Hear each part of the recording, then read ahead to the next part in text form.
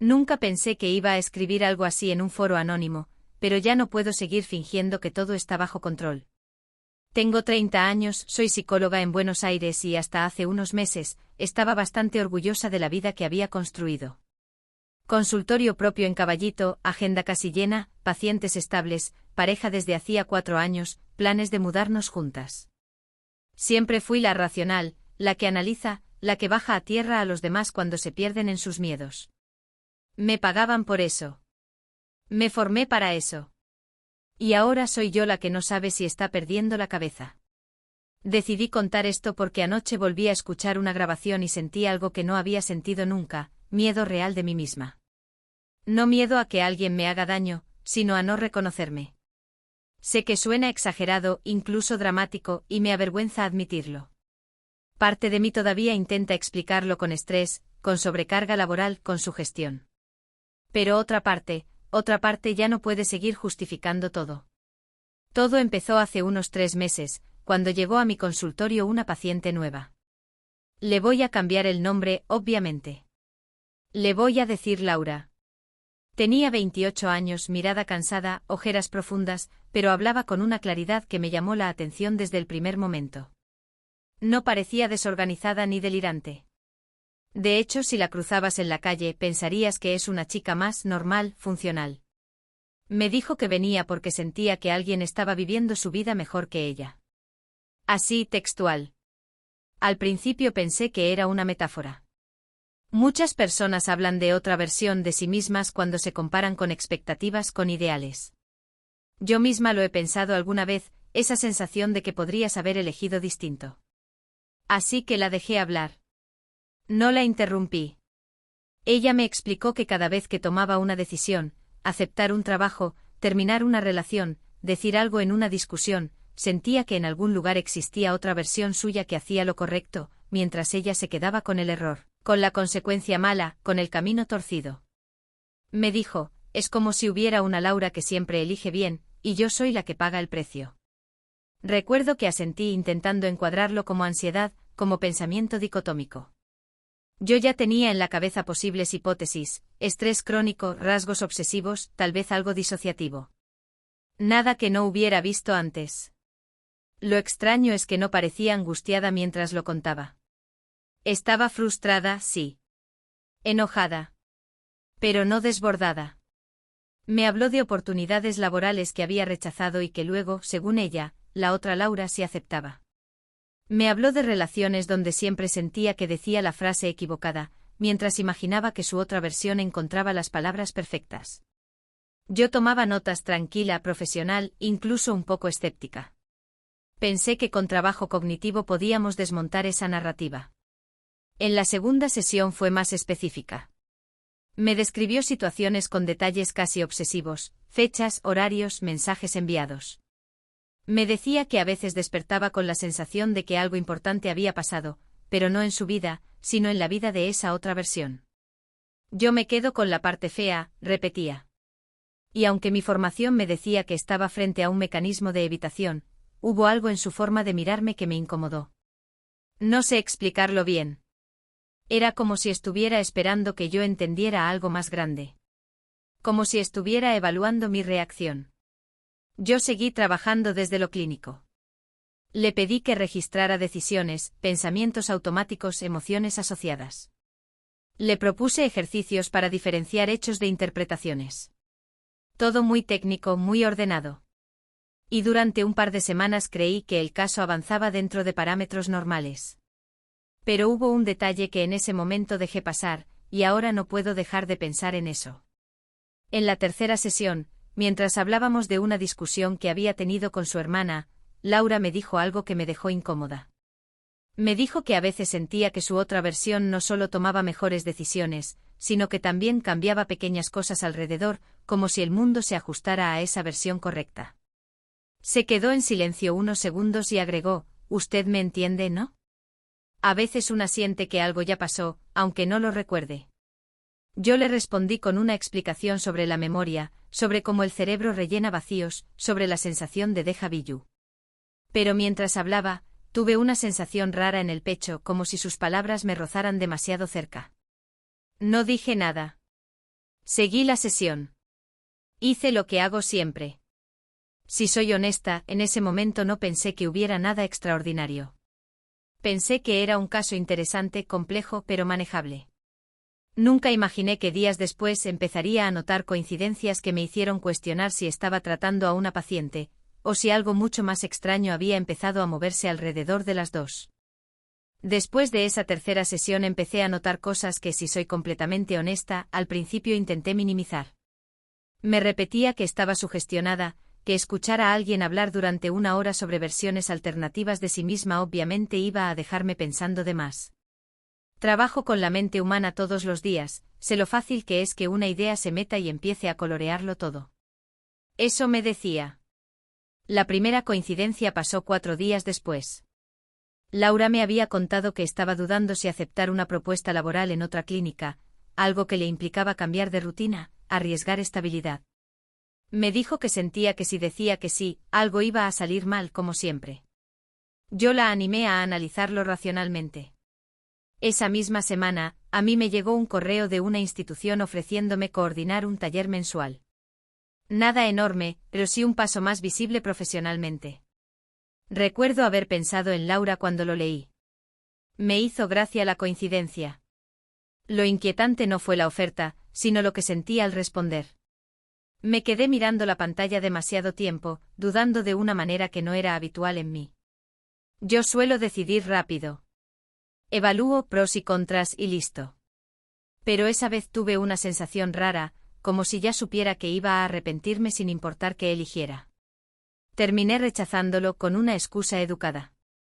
Y apenas envié el mail, sentí una punzada absurda en el estómago, como si hubiera cometido un error que todavía no entendía. Al día siguiente Laura llegó a sesión distinta. Más liviana. Me dijo casi sonriendo que había aceptado la propuesta laboral. No sé por qué, pero esta vez sentí que tenía que hacerlo, me explicó. Me quedé en silencio unos segundos más de lo normal. Fue una reacción mínima, profesionalmente invisible, pero por dentro algo se desacomodó. No era lógico, lo sé. 2 mujeres tomando decisiones similares en la misma semana no significa nada. Y sin embargo, la sensación de desajuste seguía ahí. Intenté no darle importancia. Seguí trabajando. Pero empezaron a aparecer pequeños detalles que me incomodaban más de lo que deberían. Laura describía discusiones con su pareja usando frases que eran casi idénticas a conversaciones que yo había tenido días antes con la mía. No ideas generales. Frases casi textuales. Me dijiste que siempre exagero, que dramatizo todo, me contó una tarde y sentí un frío en la espalda porque esa misma oración me la habían dicho a mí el domingo anterior. Me obligué a pensar que era proyección mía. Que estaba encontrando similitudes donde no las había. La mente es experta en eso. Pero cada sesión parecía traer un eco de algo que todavía no me había pasado, o que me pasaba después. Hubo un momento específico que todavía me cuesta ordenar. Laura me relató que había olvidado las llaves dentro de su departamento y que, mientras esperaba al cerrajero, tuvo la sensación de que la otra ella, sí había revisado el bolso antes de salir. Se rió al contarlo como si fuera un detalle menor. 2 días más tarde me quedé encerrada fuera de mi consultorio por exactamente la misma razón. Yo jamás olvido las llaves. Soy obsesiva con eso. Cuando me di cuenta de que no las tenía, sentí un mareo leve, como si mi cuerpo estuviera reaccionando antes que mi cabeza. Esa noche casi no dormí. Me repetía que eran coincidencias. Que estaba mezclando información porque pasaba muchas horas escuchando historias ajenas. Que mi cerebro estaba jugando con patrones. Y aún así, había algo que no encajaba, la sensación de anticipación. Como si cuando Laura hablaba, estuviera describiendo un borrador de algo que luego yo iba a vivir. Empecé a estar más atenta en las sesiones. Observaba sus gestos, la manera en que me miraba cuando decía ciertas cosas. A veces se quedaba callada y sonreía apenas, una sonrisa mínima, difícil de interpretar. Yo seguía con mi rol, preguntando, reformulando, conteniendo. Pero por dentro ya no estaba tan segura.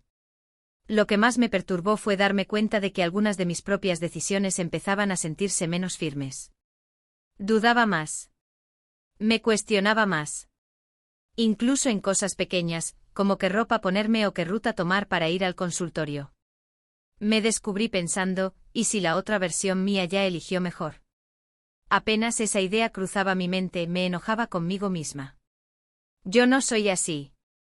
Yo no me dejo arrastrar por fantasías. Una tarde, mientras Laura hablaba de nuevo sobre esa sensación de intercambio silencioso, me miró fijo y dijo algo que me dejó inquieta. A veces creo que no es que haya otra yo en otro lugar, a veces creo que está más cerca. No supe qué responder en ese instante.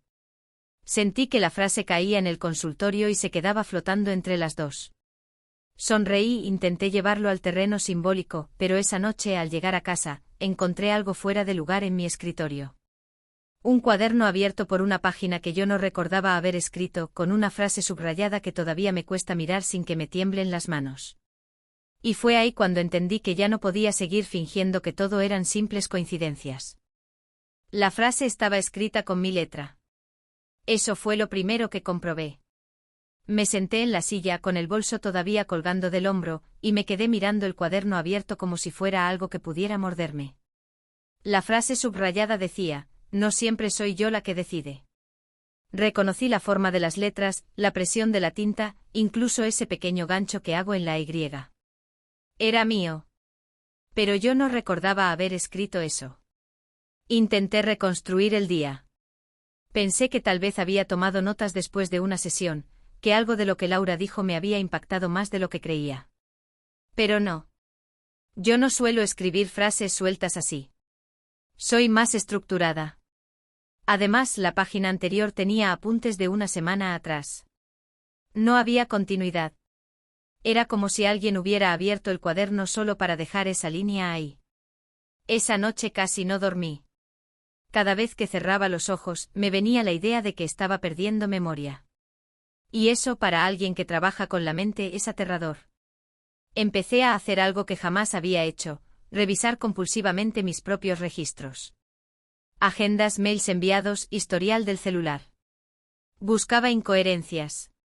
Horarios que no coincidieran. Mensajes que no recordara haber escrito. Y encontré pequeñas cosas. Nada enorme, nada que gritara: esto no fuiste vos, pero suficientes para incomodarme. Un mensaje a mi pareja con un tono más frío del que suelo usar. Una cancelación de turno que no recordaba haber gestionado. Pensé que podía ser estrés. Fatiga. Burnout. Me repetía eso como un mantra. En la siguiente sesión, entré al consultorio con una tensión que intenté disimular. Laura se sentó frente a mí y antes de que yo preguntara nada, me dijo que había tenido una semana extrañamente buena. Que había manejado una discusión con su pareja de una forma más madura, que había organizado mejor su tiempo, que incluso había retomado el gimnasio. Lo decía con una mezcla de sorpresa y satisfacción. Mientras la escuchaba, sentí algo que me dio vergüenza admitir: envidia. Porque mi semana había sido un caos. Había discutido con mi pareja por una tontería que escaló demasiado. Llegué tarde 2 veces al consultorio. Me olvidé de pagar una cuenta importante. Cosas pequeñas, sí, pero acumuladas. Me sentía desordenada, dispersa. En un momento, Laura me miró fijo y me dijo: es raro, pero siento que esta vez la otra yo se quedó sin espacio. Se rió apenas. Yo no me reí. Sentí un nudo en la garganta. No sabía si era sugestión mía, pero sus palabras empezaban a sonar menos metafóricas y más concretas. Empecé a hacer algo que no es muy ético, lo sé. Empecé a grabar las sesiones sin decirle que lo hacía. Me convencí de que era por supervisión, por análisis clínico. Pero en el fondo sabía que quería comprobar algo más. Quería escuchar después en frío si había detalles que se me escapaban. La primera grabación la escuché esa misma noche. Me encerré en el estudio, me puse los auriculares y le di play. Al principio todo sonaba normal. Mi voz profesional, pausada, haciendo preguntas abiertas. La voz de Laura, firme. Pero en un punto alrededor de los 40 minutos, sentí que el aire me faltaba. Escuché mi voz diciendo algo que no recordaba haber dicho. A veces intercambiar no es perder, es corregir. Esa frase no era parte de mi encuadre terapéutico. No es algo que yo diría así, tan ambiguo. Y lo peor no fue solo la frase. Fue el tono. Sonaba más bajo, casi susurrado, como si estuviera hablando más para mí que para ella. Retrocedí el audio. Lo volví a escuchar. Ahí estaba. No era un error de edición. No era interferencia. Era mi voz. Me quedé helada. Intenté recordar ese momento de la sesión. No pude. Mi memoria llegaba hasta una pregunta anterior y después saltaba a otra intervención distinta. Como si hubiera un pequeño agujero en el medio. Un vacío de unos segundos que yo no podía rellenar. Sentí náuseas. Cerré la grabación y me quedé en silencio largo rato. Pensé en pedirle a un colega que revisara el audio, pero ¿qué iba a decir? Creo que hablé y no me acuerdo. Me imaginé la cara de preocupación. El diagnóstico implícito. Al día siguiente volví a escuchar la sesión completa. Y encontré otro detalle. En un momento, Laura decía mi nombre. No doctora, no licenciada. Mi nombre de pila. Lo pronunciaba con naturalidad. Yo jamás se lo había dicho. En mi consultorio siempre me presento formalmente. Y en el audio no había ninguna instancia donde yo lo mencionara antes. Me quedé paralizada. Tal vez lo había visto en algún documento. En la factura electrónica. En Internet. Intenté convencerme de eso. Pero en el audio, después de que ella decía mi nombre, se escuchaba una pausa larga. Y luego mi voz respondía, ya lo sabías. No recordaba haber dicho eso. No recordaba haber sentido nada en ese momento. Pero en la grabación sonaba como si lo hubiera aceptado. Esa fue la primera vez que pensé seriamente que esto ya no era solo una coincidencia incómoda. Esa noche me miré al espejo del baño y tuve una sensación absurda pero persistente, la de no estar completamente sola dentro de mi propia vida. Y fue ahí cuando decidí que en la siguiente sesión iba a confrontarla directamente, aunque no tuviera idea de lo que estaba a punto de descubrir. Entré a la siguiente sesión con el estómago revuelto. No sabía exactamente qué iba a decirle, solo tenía claro que no podía seguir actuando como si nada. Me senté frente a ella y por primera vez desde que la conocí, sentí que no tenía el control del espacio. Me temblaban apenas las manos, así que las apoyé sobre el cuaderno para que no se notara. Respiré hondo y le dije que quería preguntarle algo personal. Ya eso era raro en mí. Siempre marco límites claros. Pero ese día los límites me parecían una ficción. Le pregunté cómo sabía mi nombre. No hizo un gesto de sorpresa. No dudó. No intentó justificarlo. Me miró fijo y me dijo, porque vos me lo dijiste la vez pasada. Cuando apagaste el grabador. Sentí que me bajaba la presión. Literal. Me zumbaban los oídos. Le pregunté de qué hablaba, intentando mantener la voz firme. Me dijo que en la última sesión, casi al final, yo había mirado el reloj, había apagado el grabador, según ella, con un gesto muy consciente, y después me había quedado en silencio unos segundos. Y que ahí fue cuando le hablé diferente. Le pedí que fuera específica. Me dijo que mi tono cambió. Que ya no sonaba como terapeuta. Que sonaba cansada. Me dijiste que estabas entendiendo lo que pasaba. Que a veces el intercambio no es injusto, que a veces es necesario. Y que yo tenía que aprender a soltar, me explicó. No lo podía creer. Yo jamás diría algo así. No sin contexto, no en ese marco. Sentí rabia, pero no hacia ella.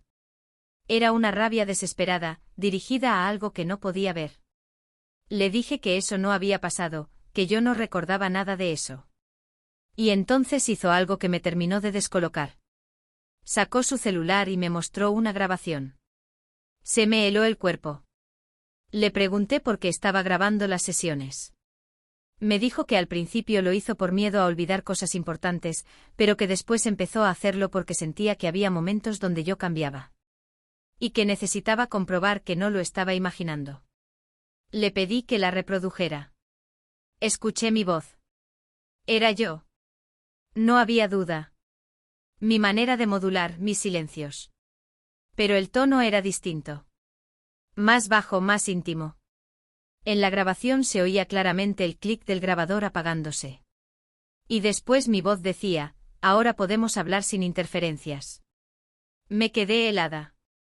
Leí esa frase una y otra vez en mi cabeza mientras el audio seguía corriendo. En la grabación, yo le decía que el proceso estaba avanzando más rápido de lo previsto. Que ambas estábamos ajustándonos. Que no tuviera miedo cuando empezara a notar cambios más evidentes. Yo no recordaba nada de eso. Nada. Cuando terminó el audio, no pude hablar por unos segundos. Sentía que me temblaba todo por dentro, aunque por fuera estaba rígida. Intenté pensar en explicaciones lógicas. ¿Un episodio disociativo? ¿Un cuadro que yo misma no había detectado? ¿Sugestión compartida? Pero el audio era claro. No había confusión. Le pregunté qué cambios había notado. Me dijo que desde esa sesión había empezado a sentirse más segura, más centrada. Que había tomado decisiones que antes no se animaba a tomar. Y que, curiosamente, también había empezado a soñar conmigo. Sueños donde yo aparecía en su departamento, revisando cosas, moviendo objetos, como si estuviera buscando algo. Tragué saliva. Le pregunté si había visto algo más fuera de las sesiones. Me dijo que no. Pero después agregó algo que me dejó sin aire, a veces siento que cuando salgo de acá, vos te quedás con algo mío. Y cuando vuelvo me devolvés algo tuyo. No supe qué hacer con esa frase. Mi formación entera me gritaba que estaba frente a un delirio compartido, a un fenómeno de sugestión intensa.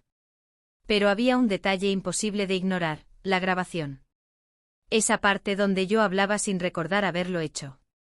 Antes de que terminara la sesión, le pregunté si había notado algo diferente en mí. Dudó unos segundos y después dijo, estás más distraída. Como si a veces no supieras bien qué acabas de decir. Sentí que me exponía por completo. Porque eso era exactamente lo que me estaba pasando. Cuando se fue me quedé sola en el consultorio, sentada frente a la silla vacía. Miré el grabador sobre el escritorio. Lo toqué como si fuera un objeto ajeno. Intenté reconstruir mentalmente cada minuto de la sesión anterior y solo encontraba un vacío en el mismo punto que aparecía en el audio. Esa noche revisé todas las grabaciones anteriores. Y en más de una encontré esos cortes, el sonido del grabador apagándose y luego mi voz hablando en un tono que no reconocía como mío. Frases sobre intercambio, ajuste, equilibrio. Como si estuviera guiando algo que yo consciente no sabía que existía. No era solo una coincidencia. No era solo sugestión. Había un patrón. Y lo peor no fue descubrirlo. Lo peor fue darme cuenta de que en el fondo, una parte de mí ya sabía que eso estaba pasando, y no había hecho nada para detenerlo. Esa noche no fui a casa directamente. Me quedé en el consultorio con las luces apagadas, escuchando los audios una y otra vez, como si al repetirlos fueran a cambiar. No podía respirar bien. Sentía el pecho apretado, las manos frías. Cada vez que mi voz decía esas frases sobre intercambio y ajuste, me daban ganas de arrancarme los auriculares. No era solo el contenido. Era la naturalidad. Sonaba convencida. Serena. Como si supiera exactamente lo que estaba haciendo. Me escuché a mí misma decirle cosas que nunca pensé decir en un contexto terapéutico. Confía en el proceso, decía esa otra versión de mí. No luches cuando empiece a sentirse diferente. ¿Diferente cómo? Yo no recordaba haber sentido nada en esos momentos. Era como si alguien estuviera usando mi cuerpo durante pequeños lapsos y después me devolviera el control sin avisar. En un impulso casi desesperado, llamé a mi pareja. Necesitaba decirlo en voz alta, comprobar que no sonaba tan absurdo como en mi cabeza. Cuando atendió, le pedí que viniera al consultorio. Me preguntó si estaba bien. Le dije que no sabía. Cuando llegó intenté explicarle todo de corrido. La paciente. Las coincidencias. Las grabaciones. El cuaderno. Mientras hablaba me escuchaba y pensaba, estoy sonando delirante. Vi cómo su expresión cambiaba lentamente. Al principio preocupación. Después algo más difícil de nombrar. Miedo, tal vez. Le puse uno de los audios. Lo escuchamos en silencio. Cuando terminó, me dijo que sí, que era mi voz. Que no notaba nada extraño en el tono. Eso me desarmó más todavía. Porque para mí era evidente la diferencia. Le pregunté si alguna vez me había visto actuar raro, ausente, diferente. Dudó unos segundos que se sintieron eternos. Y después dijo, últimamente estás más distante. A veces te hablo y pareciera que no estás del todo. Sentí que me quebré ahí mismo. Sin importar que estuviera mirándome. Me largué a llorar como no lloraba desde hacía años. No era un llanto elegante ni contenido. Era desesperado. Le dije que tenía miedo de estar perdiendo la cabeza, que no podía confiar en mi propia memoria. Que había momentos que simplemente no estaban. Ella intentó abrazarme, pero yo me aparté. No sé por qué. Tal vez porque en ese instante no confiaba ni en mi propio cuerpo. Empecé a caminar de un lado al otro del consultorio, hablando rápido, atropellando palabras. Dije que iba a cancelar todas las sesiones, que necesitaba internarme, que tal vez tenía un trastorno que nunca detecté. Me escuchaba y no me reconocía. Mi pareja me pidió que me calmara. Me dijo que podía ser estrés, que estaba sobrecargada, que escuchar historias difíciles todo el día afecta. Pero esa explicación ya no me alcanzaba. Había audios. Había frases que yo no recordaba. Había una paciente que parecía mejorar mientras yo me desmoronaba. En un momento me enojé. Con ella. Con Laura. Conmigo. Le grité que no entendía nada, que esto no era solo cansancio. Que algo estaba pasando en esas sesiones. Algo que yo no controlaba. Vi cómo se le llenaban los ojos de lágrimas y me sentí culpable al instante. Yo no soy de gritar. No soy de perder así el eje. Pero esa noche no podía sostener ninguna versión estable de mí misma. No sé si fue lo correcto, pero fue lo único que pude hacer en ese momento. Le escribí a Laura para cancelar las próximas citas. Le dije que necesitaba suspender el tratamiento por razones personales. Apenas envié el mensaje sentí una mezcla de alivio y terror. Como si estuviera soltando algo, o como si estuviera rompiendo un equilibrio que no entendía. Mi celular vibró casi enseguida. Era ella. No abrió con un «está bien» ni con un «¿qué pasó?». Solo escribió «no sirve que canceles». Ya empezó. Se me heló la sangre. Le mostré el mensaje a mi pareja. Sentí que el piso se movía. Intenté llamarla, pero no atendió. Volví a escribirle preguntando a qué se refería. No respondió. Esa noche no pude volver a mi departamento. Me quedé en el consultorio, sentada en el sillón donde se sientan mis pacientes, mirando la silla donde yo suelo estar. Por primera vez pensé algo que me dio vergüenza incluso formular, ¿y si no soy la única que habita esta vida? Cuando amaneció, tenía claro que cancelar las sesiones no iba a detener lo que fuera que estuviera ocurriendo. Y lo que pasó las semanas siguientes me demostró que tal vez ya era demasiado tarde para intentar salir de esto como si nada. No sabía qué hacer después de eso. Me quedé sentada viendo cómo amanecía por la ventana del consultorio, con el celular en la mano y ese último mensaje de Laura clavado en la cabeza. Ya empezó. No volvió a escribir. No atendió. Y ese silencio fue peor que cualquier explicación absurda que pudiera haberme dado. Cancelé toda la agenda de esa semana. Inventé una emergencia familiar. No tuve fuerzas para pensar algo más elaborado. Algunos pacientes respondieron con preocupación, otros solo aceptaron el cambio. Nadie sospechó nada grave. Por fuera todo seguía pareciendo funcional. Por dentro yo estaba rota. Volví a mi departamento esa tarde. Mi pareja casi no habló en el camino. Se notaba que estaba procesando lo que había pasado, pero también que no sabía cómo acompañarme sin reforzar la idea de que algo estaba realmente mal en mí. Cuando entramos miré el living como si fuera la primera vez que lo veía. Busqué detalles fuera de lugar. Un objeto movido, una taza distinta, cualquier cosa que confirmara que no estaba sola en mi propia vida.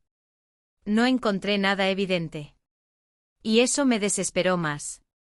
Pasaron días sin que pudiera dormir bien. Me despertaba a las 3 o 4 de la mañana con la sensación de que algo había ocurrido mientras yo dormía. Revisaba el celular, las notas, los mensajes enviados. A veces encontraba conversaciones con pacientes coordinando cambios mínimos que no recordaba haber escrito. Nada grave, pero suficientes para alimentar la duda. Mi pareja empezó a preguntarme si no sería buena idea que yo misma buscara ayuda profesional. Lo decía con cuidado, casi con miedo. Yo asentía, pero algo en mí se resistía. Parte de mí pensaba que si esto era un quiebre psicológico, tenía que enfrentarlo. Que esconderme detrás de otro terapeuta era admitir que había perdido el control. Y yo siempre fui la que sostiene, no la que se cae. Laura no volvió a escribirme. Yo tampoco le insistí más. Tenía miedo de provocarla, aunque ni siquiera sabía de qué la estaba acusando. A veces me convencía de que todo había sido un episodio disociativo producto del estrés. Otras veces recordaba la grabación de su celular, ese momento donde yo apagaba el grabador y hablaba diferente, y sentía un vacío en el estómago. Intenté retomar algunas rutinas. Salir a correr. Leer. Ordenar el departamento. Pero me descubrí dudando incluso en cosas mínimas. Un día encontré ropa en el placard acomodada de una manera que no era la mía. Le pregunté a mi pareja si había ordenado. Me dijo que no. Se lo notaba cansada de la sospecha constante en mi voz. Me dijo que no podía vivir bajo la idea de que cada objeto movido era prueba de algo extraño. Nadie me llamaba. Nadie me preguntaba nada fuera de lo normal. El mundo seguía su curso. Y eso era lo más perturbador.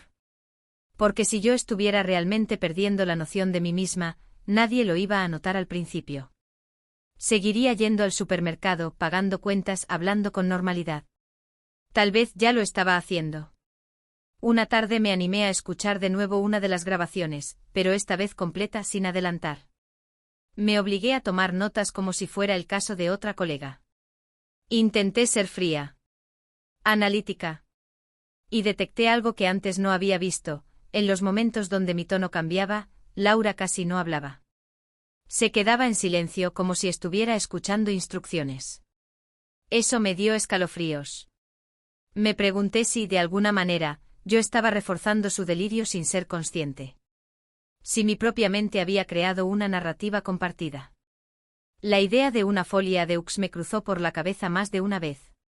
Pero esa explicación tampoco cubría los vacíos de memoria, ni las pequeñas alteraciones en mi rutina.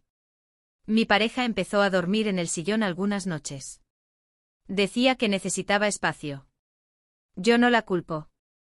Yo misma me sentía impredecible. A veces me quedaba mirándola mientras dormía, preguntándome si ella también notaba cambios sutiles en mí que no se animaba a decir. El silencio fue peor que cualquier grito. Nadie explotaba. Nadie señalaba nada concreto. Solo esa sensación constante de que algo se estaba deslizando, milímetro a milímetro, fuera de mi control. Un viernes por la noche, mientras revisaba correos antiguos buscando alguna pista, encontré uno que me dejó helada. Era una confirmación de transferencia bancaria a una cuenta que no reconocía. El concepto decía simplemente, ajuste sesión privada. La fecha coincidía con uno de los días donde el audio mostraba ese cambio de tono. Sentí que el piso volvía a moverse bajo mis pies. Porque hasta ese momento todo podía atribuirse a fallas de memoria o sugestión. Pero ese movimiento de dinero era concreto. Medible. Real. Y fue ahí cuando entendí que ya no podía seguir encerrada en mi departamento tratando de convencerme de que esto era solo estrés. Tenía que averiguar qué significaba ese ajuste y por qué parecía que una parte de mí estaba llevando una agenda que yo desconocía por completo. Me quedé mirando esa transferencia durante minutos que se sintieron eternos. No era una suma enorme, pero tampoco era algo simbólico. Era dinero real saliendo de mi cuenta hacia un destino que no reconocía. Ajuste sesión privada. Esa frase me dio vueltas en la cabeza durante días. No recordaba haber pactado ninguna sesión fuera del horario habitual, mucho menos algo que justificara ese concepto. Lo primero que hice fue revisar mis extractos bancarios de los últimos meses. Encontré 2 transferencias más espaciadas con el mismo concepto. Siempre posteriores a esos momentos donde, según las grabaciones, yo apagaba el grabador y mi voz cambiaba. Sentí una mezcla de vergüenza y miedo. Vergüenza porque si todo esto era un quiebre mío, estaba afectando directamente mi ética profesional. Miedo porque si no era eso, entonces no sabía qué era. Pensé en denunciar la cuenta. Pensé en ir al banco, en bloquear movimientos. Pero algo dentro de mí dudaba. No sabía si estaba tratando de protegerme o de evitar descubrir algo peor. A veces pienso que si hubiera hecho las cosas diferente desde el principio, si hubiera puesto un límite más firme con Laura, si no hubiera grabado en secreto, si no me hubiera dejado arrastrar por la curiosidad, tal vez nada de esto habría escalado así. Pero también sé que estoy buscando una línea clara de causa y efecto para sentir que tengo control, y la verdad es que no lo tengo. Con el tiempo entendí que lo que más me rompió no fueron las grabaciones ni el dinero. Fue la sensación de no confiar en mi propia percepción. Yo siempre fui la que ayudaba a otros a diferenciar realidad de interpretación, pensamiento de hecho. Y de repente yo estaba atrapada en esa misma frontera borrosa. Empecé terapia. Me costó muchísimo dar ese paso. Sentí que estaba traicionando una imagen que había construido de mí misma. Pero necesitaba escucharme desde otro lugar. En las primeras sesiones me costaba ordenar el relato. Sonaba confuso incluso para mí. Mi terapeuta me hacía preguntas simples y yo me quedaba en blanco. Me di cuenta de que había estado funcionando en automático más tiempo del que quería admitir. También entendí algo incómodo, mi vida ya estaba desajustada antes de que Laura apareciera. Mi relación estaba tensa, yo estaba agotada, cuestionando decisiones que nunca verbalicé. Cuando Laura hablaba de otra versión que hacía lo correcto, algo en mí se identificaba demasiado. Tal vez por eso la historia me penetró tanto. Tal vez por eso no puse distancia suficiente. No sé si merecía lo que me pasó, pero tampoco sé si fui completamente inocente. Hubo momentos donde escuché esas frases en las grabaciones y, en vez de rechazarlas de inmediato, sentí una especie de alivio raro. Como si esa otra voz estuviera tomando decisiones que yo no me animaba a tomar. Eso es lo que más me cuesta admitir. Mi relación no sobrevivió a todo esto. Mi pareja aguantó lo que pudo, pero la desconfianza constante, mi obsesión con revisar detalles mínimos, mi mirada perdida, todo fue erosionando algo que ya estaba frágil. Cuando se fue, no hubo una gran pelea. Solo cansancio. Y ese vacío fue otra consecuencia que tuve que aceptar. Laura nunca volvió a escribirme. Yo tampoco la busqué. A veces me pregunto si empezó terapia con otra profesional, si sigue hablando de intercambios, si ahora siente que vive la versión correcta. Me da miedo pensarlo demasiado. He cambiado desde entonces, pero no estoy segura de si fue para bien. Dejé de atender durante un tiempo. Reduje mi agenda. Aprendí a registrar mejor mis límites, a no subestimar lo que una historia ajena puede activar en mí. Pero también perdí cierta seguridad que antes me sostenía. Ahora dudo más. Cuestiono más. A veces cuando estoy por tomar una decisión importante, todavía aparece esa idea absurda de que hay otra versión mía eligiendo distinto en algún lugar. Ya no la tomo como una amenaza sobrenatural. La entiendo más como una metáfora de mis propias posibilidades. Pero no puedo negar que la sensación inicial fue real, física, casi invasiva. Nunca descubrí quién estaba detrás de esa cuenta bancaria. La bloqueé, hice el reclamo y el banco lo tomó como un movimiento autorizado desde mi dispositivo. Técnicamente fui yo. Esa respuesta me dejó más preguntas que alivio. Hoy cuando miro hacia atrás me doy cuenta de que el intercambio más profundo no fue entre Laura y yo. Fue entre la imagen que tenía de mí misma y la versión que quedó después de todo esto. Perdí la certeza de ser una sola cosa estable. Gané una conciencia incómoda de mis propias grietas. Y aunque intento vivir con eso, todavía hay noches en las que me despierto con la sensación de que algo se movió mientras dormía, y no sé si en la parte 8 voy a poder decir que finalmente recuperé el control, o si solo aprendí a convivir con la duda. No sé si algún día voy a entenderlo del todo. Esa es la verdad más honesta que puedo decir después de todo lo que pasó. Me encantaría cerrar esta historia con una explicación clara, con un diagnóstico preciso, con una frase que ordene el caos y lo convierta en algo lógico. Pero no la tengo. Después de meses de terapia, de revisar cada detalle hasta el cansancio, de intentar separar lo que fue sugestión de lo que fue negligencia mía, llegué a una conclusión que no es cómoda pero sí real: algo en mí necesitaba que todo eso ocurriera. No en el sentido mágico ni sobrenatural. No creo que haya habido un intercambio literal de vidas. Pero sí creo que estaba tan desconectada de mis propias decisiones que terminé proyectando esa fractura en la historia de Laura. Cuando pienso en ella ahora, no la veo como una amenaza ni como alguien que vino a quitarme nada. La veo como un espejo incómodo. Ella hablaba de una versión suya que hacía lo correcto, y yo asentía desde un lugar profesional, pero por dentro me estaba preguntando lo mismo sobre mí. ¿Qué habría pasado si yo hubiera elegido distinto en mi relación? ¿Si hubiera aceptado esa propuesta laboral? ¿Si hubiera admitido antes que estaba agotada? Las grabaciones siguen siendo lo más difícil de procesar. A veces todavía las escucho. Ya no me provocan pánico, pero sí una sensación extraña, como si estuviera oyendo a alguien que se permitió decir cosas que yo no me animaba a formular en voz alta. Cuando esa otra voz hablaba de ajustes y equilibrio, tal vez estaba intentando ordenar algo que yo llevaba tiempo evitando mirar. No volví a atender a Laura. Tampoco supe más de ella. A veces imagino que tal vez también decidió cambiar de rumbo, que encontró otra manera de entender lo que le pasaba. O tal vez sigue creyendo que hay versiones suyas viviendo mejor en otro lado. No lo sé. Y tuve que aceptar que no necesito saberlo para seguir adelante. Mi vida no volvió a ser exactamente la misma. Mi pareja no regresó. Aprendí a vivir sola otra vez, a escuchar el silencio sin que me devore. Hubo noches en las que me pregunté si todo fue un quiebre psicológico que apenas logré sostener. Hubo días en los que dudé de mi capacidad para seguir siendo psicóloga. Pero poco a poco fui reconstruyendo algo más honesto. Hoy trabajo menos horas. Derivo más casos de los que antes habría asumido por orgullo. Hablo más abiertamente en supervisión sobre lo que me moviliza. Dejé de creer que por tener un título estoy inmune a perderme dentro de una historia ajena. Eso fue duro de aceptar, pero también liberador. A veces pienso que si no hubiera escuchado esa primera frase, alguien está viviendo mi vida mejor que yo, nada de esto habría pasado. Pero sé que no es tan simple. Esa frase me golpeó porque ya estaba resonando en mí. Yo también sentía que algo en mi vida estaba funcionando en automático, como si otra versión más decidida estuviera haciendo lo que yo no me animaba. No sé si merecía el miedo que sentí, ni el desgaste que vino después.